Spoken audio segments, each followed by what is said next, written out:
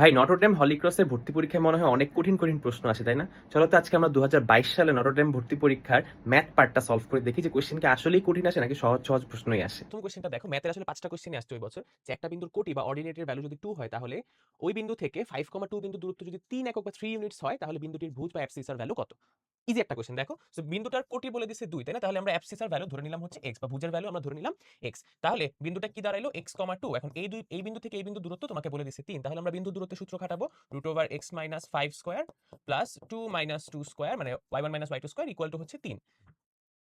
তাই না? তাহলে এখন এখান থেকে আমরা ক্যালকুলেট করলে কি পাইতেছি দেখো। এখান থেকে 0 হয়ে যাচ্ছে। সো √x - 5 হোল স্কয়ার সমান 3। তার মানে রুট স্কয়ারে এখানে কাটাকাটি করলে কি চলে আসবে? x - 5। বাট এখানে একটা বিষয় আছে। তোমার এখানে x এর মান কি? প্লাসও হতে পারে, মাইনাসও হতে পারে, তাই না? সো তুমি রুট স্কয়ারে কাটাকাটি করলে এখানে একটা মডুলাস সাইন দিবা। দেন মডুলাসটা উঠায় দিলে তুমি এই পাশে একটা প্লাস মাইনাস দিবা। তাহলে x এর ভ্যালু কি হবে? +3 নিলে এটা কত হবে? 5 আর 3 যোগ করলে 8, -3 নিলে 5 থেকে 3 গেলে 2। তাহলে এইটা 2, এই 2টা কিন্তু আনসার হইতে হবে। ঠিক আছে?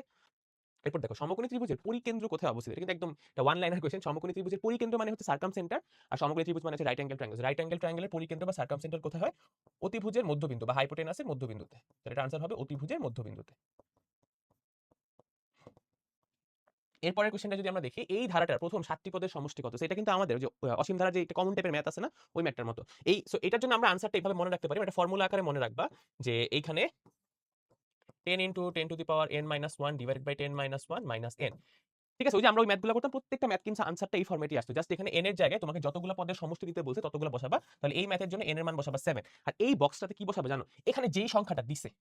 যেমন এখানে আছে 1 + 1 1 + 1 1 1। তাহলে এখানে প্রথমে যে আছে 1 আছে তাহলে এখানে বসাবা 1। এই ম্যাথগুলো কিন্তু আমরা বইয়ে এভাবে করছি, তাই না?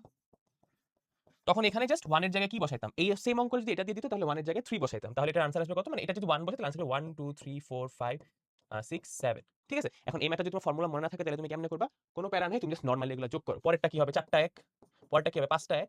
তুমি 3 টা যোগ করলে দেখবা 1 2 3 আসে। 4 টা যোগ করলে 1 2 3 4 আসে। তাহলে 7 টা যোগ করলে 1 2 3 4 5 6 7 আসবে। ঠিক আছে? আমরা যদি এই অঙ্কটা দেখি, 4 টা মুদ্রা একত্রে নিক্ষেপ করা হলে কমপক্ষে একবার হেড আসার সম্ভাবনা কত? 4 টা কয়েন যদি আমরা একসাথে নিক্ষেপ করি তাহলে মোট নমুনা বিন্দু কয়টা আসবে? প্রথমে এটা বের করতে হবে, তাই না? তাহলে ফেভারেবল আউটকাম বের করার আগে আমাদের নমুনা বিন্দু বের করতে হবে, স্যাম্পল স্পেস বের করতে হবে। তো 4 বার নিক্ষেপ করা হলে 2 টু দি পাওয়ার 4 দিবা। ঠিক আছে? যতবার নিক্ষেপ করে 2 টু দি পাওয়ার তত দিবা। তাহলে এটা কত আসবে? 16 বার। তাহলে আমাদের স্যাম্পল স্পেস বা নমুনা ক্ষেত্র হচ্ছে 16 টা। আর আমাদের অনুকূল ঘটনা কি আছে? কমপক্ষে একবার হেড না? কমপক্ষে একবার হেড মানে কি? যে একবার হইলেও হেড আসছে। এট লিস্ট একটা হইলেও হেড আসছে। তাহলে চিন্তা করো, হেড কখন একটাও আসে না? হেড কখন একটা আসে না? যখন 4 টাই টেইল হবে, তাই না?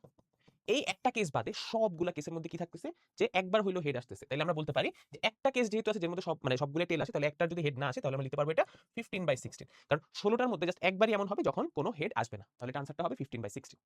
সহজ একটা অঙ্ক, খুব একটা প্যারা নাই। অ্যান্ড এই অঙ্কটা তো বুঝোই, তোমাদের একদম ঐতিহাসিক একটা অঙ্ক। সেটা আনসার করে এটা আনসারটা কমেন্ট সেকশনে জানায় দিও।